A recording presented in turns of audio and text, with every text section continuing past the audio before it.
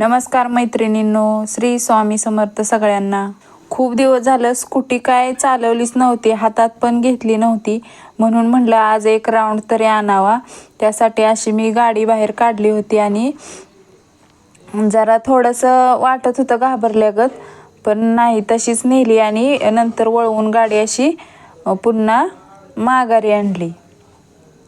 Delivery झाल्यानंतर गाडी हातात घेण्याचा काय प्रश्नच आला नव्हता, कारण मोठा मुलगा चालवायला शिकल्यामुळं त्याच्याबरोबरच मी गाडीवरून कुठं जायचं असेल तर जाते।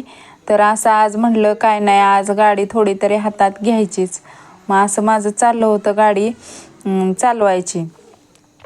खाली काय रस्त्याला नेली नाही। 3-4 वर्ष झालं असतील की मी गाडी म्हणजे स्कूटी हातात घेतलीच नव्हती, त्यामुळं रस्त्यावर काय गेलीच नाही।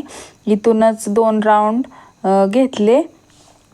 प्रत्येक स्त्रीने गाडी ही शिकलीच पाहिजे, कारण कोणत्या वेळेस आपल्याला गाडी घेऊन जावं लागेल हे सांगता येत नाही। काही वेळा रिक्षा भेटत नाही, एस टी भेटत नाही, त्यावेळेला जर आपल्या घरी गाडी असेल तर आपण घेऊन जाऊ शकतो। अनुराज नुसताच झोपून उठला होता, त्यामुळं तो आला आणि म्हणायला लागला की मला पण गाडीवरती बसायचं आहे।